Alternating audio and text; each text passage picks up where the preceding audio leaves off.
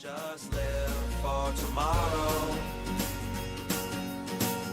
or just live in yesterday. Just be glad for all you have that's in today. Hey everyone, Connie here, and welcome to my blind reaction to One Piece, episodes 813 to 816. Yeah, we're still continuing with the 4 episodes per video thing. I just think it works well, but obviously we're not going to be doing as much as we did in One Piece week. So yeah, last we left off, we had the big stuff between Sanji and Luffy going on, with Nami as well. The generals were fighting Luffy and Nami, and I guess King Bomb was kind of just taken care of. And eventually they were caught, and by the end, I believe Big Mom was talking to Luffy via transponder snail while they were in the book prison. Peckums and Brook are planning their infiltration to get the poneglyph, I believe. So they're still doing their job. And Chopper and Carrot, I don't know why I forgot her name. She's one of my favorite characters. They're still trying to get out of the mirror dimension and escape from Brûlée and her minions. So yeah, lots still going on. Let's see how it all goes ahead. As I've stated in the past, I do know little bits and pieces of what's to come. Just little things here and there. There's a certain character I'm waiting to debut, for example, that I already know of. I don't know all the details about them, but I do know that they are coming. And there's a lot of other things I just know, like little bits of, but I don't know any big story beats or whatnot. So as always, no spoilers in the comments about anything, really. Even if you're kind of on the fence on whether or not it's a spoiler, just no spoilers. Nothing about what's to come in the future, please. But yeah, I'm excited to see where this goes. I'm interested to just find out what happens next in every party involved. So, we're going to find out. So when the screen fades to black, pause this redirect and go to the description below. Follow the link to the reaction, and after you watch it, come back here to the redirect and resume play. Because after it fades to black and then fades back in, everything from that point forward will be my afterthoughts and will contain spoilers to the episodes. So, that being said, thank you so much for tuning in, and I will see you at the reaction. Okay, and we are back, and we'll begin with spoilers in 3, 2, 1, now. Okay, so, as always, there's a lot to talk about here, but I'm going to try to focus mostly on the main things that are, I guess, the most important in my eyes. So let's start with Pedro and Brook's infiltration. So Pedro acts as bait, as we knew he was going to do, allowing Brook to get into the treasure room. However, the bad guys, mostly Tamago, realize this, and while he continues to have him and some of the others chase after Pedro, Charlotte Smoothie and the rest go back to the treasure room to try and stop Brook. However, in the treasure room, Brook is facing down the guards, defeating them with relative ease, but Big Mom hears about this and decides to come take care of things herself. And Big Mom versus Brook, we know Brook stands no chance. And I think Brook knows he stands no chance. But like he said, he's going to put his life on the line nonetheless. It's going to be interesting to see what happens here, because obviously we know Brook doesn't die. So it's going to be interesting to see how this all works. And how it works with maybe Big Mom's power. Like, with his devil fruit, can he be affected by her power? Because technically he's the undead. His life is already over. He died. His devil fruit brought his spirit back to life, filling it into his corpse. just the skeleton of his body. So it's like he technically doesn't have a lifespan, right? So could Big Mom's powers even affect him? That's what I'm wondering here. Um, but meanwhile, Pedro is confronted by Baron Tamago and they begin to fight, and we find out about their past with each other. That Pedro and Zeppo, who I assume has to be related to Beppo. Um, I mean, just based on the obvious fact of him being the same kind of mink, him having a very similar name, and just honestly, just generally looking like Beppo. Um, so back in the past, they tried to infiltrate to get the poneglyph, but were caught. Um, Zeppo was killed by Big Mom when she tried to take 100 years of his lifespan, but he only had 30 years left. So she was going to take the remaining 70 from Pedro. Peckham's managed to get it bargained down to 60. And then Pedro himself got it bargained down to 50 by stabbing his own eye out as kind of a tit for tat thing for having stabbed Baron Tamago's out. So that was interesting. But yeah, we know that presumably Pedro does not have many years left in his life. We don't know exactly how many, but not a lot. I mean, presumably, I guess Big Mom might know. Just based on the fact that she did take the lifespan in the first place. Maybe she could just tell exactly how much is left anyway. So, I don't know. But, so yeah, there's a lot of interesting stuff there. And in the end, Pedro is able to defeat Baron Tamago in the current day. And that's how this recent episode ended. So this little storyline throughout these episodes was done pretty well because we had seen the setup for that in in previous episodes on how they were going to do this and everything, and now we got to see it go into action and at least start to see the payoff for it with at least one of the two big fights that are that have been integrated into it, Pedro versus Baron Tamago.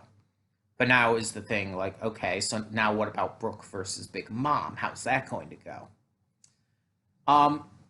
The second big thing I want to talk about is Sanji. And I'm talking about this here, even though it's a really big deal, especially for this arc, and well, honestly, for Sanji's entire character. I'm talking about it here because it was like less focused on in these episodes than other aspects. So Sanji, we find out, is choosing to put on this act for basically the sake of his friends, of course, and Zeph. And he's choosing to put on this act of loving Pudding to go through with this wedding. And he cares for her to a degree, but still, you know what I mean. The big thing we have to talk about here is the fact that it very heavily implies that his entire girl crazy attitude and stuff, all that we've seen, like with him with the hard eyes and like saying like Robin Schwan and Nami Swan and all that jazz, that we've seen him do throughout the entire series since his introduction. It very heavily implies here that it's been an act, that he actually actively does it. And again, like I said in the reaction, it's not that it's an act that he loves the ladies. No, I very much believe that he is into women, that he's very much into women. But I think that the actual actions he takes are more of an act. And I don't fully know the reason for why he puts on this act normally. Like here with Pudding, we understand why. He's basically trying to force himself into the right mindset to be able to go through with this in order to well, go through with it so he can keep his friends and family safe, his real family, not the Vinsmokes. Yeah, even though technically they're his real birth family, I don't consider them his real family. You know what I mean? Um, but yeah, he's trying to keep Zeph and the rest of the Baratier and, of course, the Mugiwara crew safe. And as of now, he trusts Big Mom for some reason and believes that she'll stick to her word here. So yeah, um, I don't trust her, but yeah, he does, and he's sticking to this. And because of it, he's choosing to kind of bring up this persona of his. And I think the big point of it that proved, I feel, that it was all just a persona he puts on is when he corrected himself. He started going into that persona, and we could see it was like really sudden and random, and we could tell based on what he was saying and all that he was making himself do so, that he was forcing it. But he said putting Chan, but then he corrected himself saying putting Chuan instead, because as we know that basically the way he refers to women like that, like Swan or Chuan or whatnot, it kind of shows his devotion to them. So by correcting himself to say putting Chuan, he's forcing himself to kind of go through that persona of devotion to her. And again, it's not that he doesn't care for her. She seems like a nice girl, and it seems like that she's genuine about it. I'm still not sure if I trust her, but I don't know. It just seemed like if she was going to betray them, it would have been there in the book prison when she had the chance. I don't know. It just feels like why keep up the persona at that point? So I don't know what's going on with her. Um, but it's like he cares for her, and he doesn't want to like hurt her or anything because he still has his chivalry and stuff. So he's he's very much putting on this persona for her sake as well, because he does want to be nice to her. Um, and just briefly, I will cover the fact Reiju was apparently shot in the leg by someone. We don't know who, but she did recognize who it was. And so the question is, who was it and why? Was it a member of the Vinsmoke family? Was it a member of the Charlotte family? Was it someone completely unrelated? I don't know. It's like I don't know if I was supposed to recognize the gun. Maybe it could have been Capone or Capone Beige. Maybe, I guess, but I don't know. We'll just have to wait and see on that. Um, but the next obviously big thing I want to talk about is Luffy and Big Mom's uh, confrontation, you could call it, and everything surrounding that. So Luffy and Big Mom and Nami as well are having a discussion via the transponder snail. And Big Mom, when bringing up Lola, ends up getting angry when Nami mentions that, oh, she's her friend. She uh, wrote her name on the Beaver card and gave it to her and everything. And we found out that Big Mom is really pissed at Lola.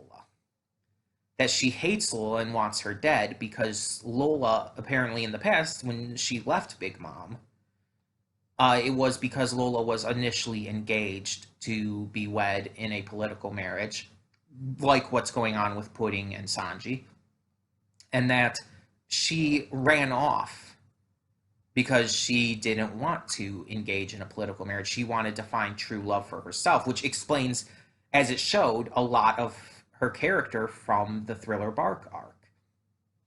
So that's really wonderful writing there and bringing that back. Um, yeah, but it's revealed that Big Mom is just really pissed about that and everything, and now she wants her dead, and is going to try to get all the information out of Nami. Um, while they're still trapped in the book, after talking with Big Mom, who claims that if Lola had gone through with the political marriage back then, who we don't know who it was supposed to be to, by the way, that she would have by this point been able to defeat Kaido, Shanks, Whitebeard. Blackbeard obviously wasn't a thing at that point still, but and she would have been able to become king of the pirates. So that's an interesting claim and a really bold claim too. Was it Gamma 66 still back then that she was trying to do the political marriage with, or was it someone else? And how long ago was that? Because that had to have been a longer time ago, right? We have to assume that Lola was on Thriller Bark for a lot longer than maybe just a couple years before the events of that arc. I don't know, because she looked notably older and everything than in the flashback when she was leaving Whole Cake Island. So yeah, she had to have been gone for a while.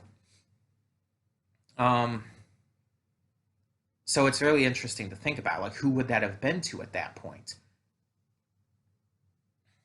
I don't know. But either way, so that's when Pudding comes to the cell, and she tells Luffy and Nami something, which shocks, or at least gets a big reaction out of Luffy and Nami. But we don't hear what it is. It's one of those things kept secret, just like with whoever shot Reiju. And I really want to talk about, the next part I really want to talk about, Chopper and Carrot taking down Brule and her crew. I mentioned this in the reaction itself, but I really love how they got a real chance to shine here. Because, let's be honest, obviously Chopper has gotten a few moments to shine throughout the series since his introduction. Not counting, obviously, during his introduction, because that's a special occasion with everyone. They always get the chance to shine during their introductory arc. and Carrot, I mean, it's not been that long since the Zoe arc, all things considered, so she hasn't really had a lot of time outside of the Zoe arc and up to now to really get a chance to, like, really shine. I mean, again, not including her introductory arc, which is the Zoe arc. So yeah, it's like, it feels like she's still newer enough to where this arc definitely has her big shining moments. And so far these episodes with her and Chopper taking down Brule was definitely it. But Chopper, even so, going back to him, even though he has had a couple of moments, he's honestly always been the least impressive member of the Straw Hat crew. And I know some people will disagree on that. Some people say, like, oh, but what about Usopp? I mean, it's fucking Usopp. And I'm like, Usopp's actually a lot more impressive than people give him credit for. I mean, yeah, he's a scaredy cat, but the amount of stuff he does while being utterly terrified is really impressive. Honestly, I've said it before and I'll say it again. Usopp, to me, really just personifies the true meaning of courage. That courage is not the absence of fear, but doing the right thing despite being afraid. And that really solidifies what Usopp is about. He's always afraid. He's always terrified. And he's always down on himself because of it. I mean, going back to Thriller Bark, that's why Perona's ghosts didn't affect him. But because of that as well, every time we see him stand up, it feels like this big deal. Even going far back as the Arlong Park arc, when he stands up to and fights Chew, even though it's kind of silly and he uses his trickery and stuff, it's like that's how Usopp fights. He fights with tactics and trickery. He's not strong enough to fight more straightforward as Zoro or Sanji or Luffy can. Both him and Nami are weaker members of the crew, just in generally speaking, in terms of physical strength and ability, So they have to rely on more tactical strengths. Usopp, I mean, on top of being an expert marksman, is a genius inventor. He has invented so many different kinds of neat uh, technological objects and items and various different types of ammo for his slingshot. And of course, post time skip, he also has the plant based attacks from his training. So it's like he relies on that kind of stuff rather than physical strength. And it's like, so Usopp has never come across to me as weak or worthless. Um, and other than him, it's like, yeah, Nami and Chopper would be the only ones who would be the least impressive. And Nami is, she's extremely smart. Her skills with map making and navigation, it's like she's very impressive as a member of the crew. Maybe not as much in fighting, but still. Chopper just hasn't done much. Outside of just being a doctor generally, it's like we don't see him actually do much too often. It's like he'll have a couple moments like spread throughout here and there, but he really doesn't get as much chance to shine as the other characters, as the other crew members. And some people have called him a mascot. Some people have said that he comes across as like the mascot of the group because he's the cute animal one. And unfortunately, that is how he feels most of the time, like a mascot character. Like he's not actually contributing enough to feel like a true member of the crew, and that does bother me. And it is one of the weaker points of the show to me. Well, series in general, whether you read the manga or watch the anime. Um, but getting to see him shine in these moments are always really cool. And in this one, it was a tactical way. I mean, yeah, we got to see some physical stuff with him in Monster Point, but it was mostly tactical, with him and Carrot working together to come up with the plan in order to stop Brule, even faking Carrot being caught and everything. So it was cool to see them use these tactics to defeat Brule like that in what was honestly a genius move.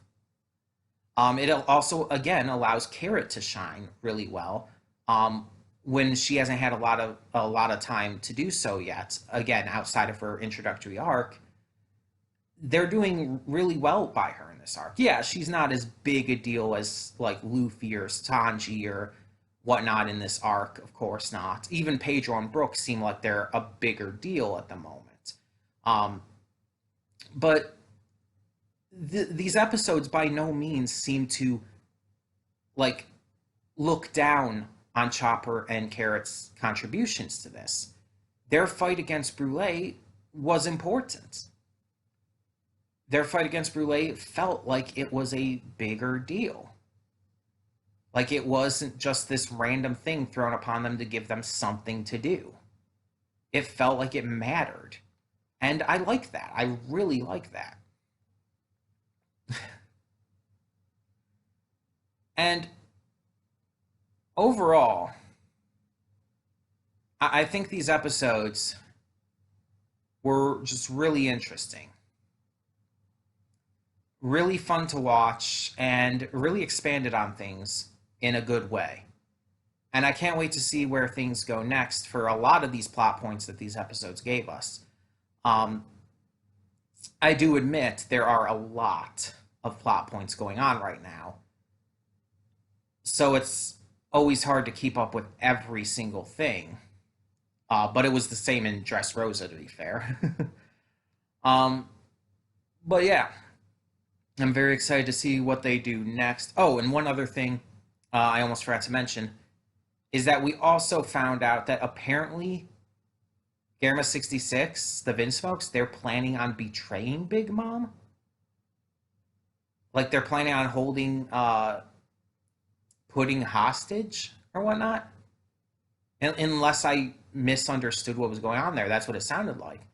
And they even mentioned, but what if like Big Mom holds Sanji hostage? It's like, oh, they won't do that.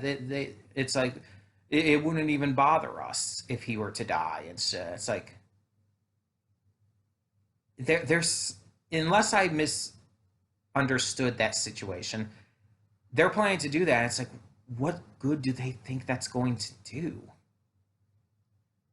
One, do they really think that they can handle the Big Mom Pirates? If they do this and the Big Mom Pirates come after them, do they think they can take them? I mean, they're strong, but two, it's like, why? The entire point of this marriage has been for mutual beneficial uh, alliance, basically, so that they would be able to share in each other's strengths. Big Mom getting the military might of Gamma 66, and Gamma 66 getting the reach of Big Mom. So trying to betray her at this point and trying to, like, I guess, blackmail her by holding Pudding hostage, it's like, what do you think that would do? And why would you do that? Like, what would you get out of that? Do you want to try to get her reach without having to give up your own military might? Is that what you're going for? I don't know. But yeah, either way, I did just want to mention that real quick. Tell me your thoughts on these episodes in the comments below, and thank you so much for tuning in. For now, I'm Connie, and I'm signing off. See you all next time.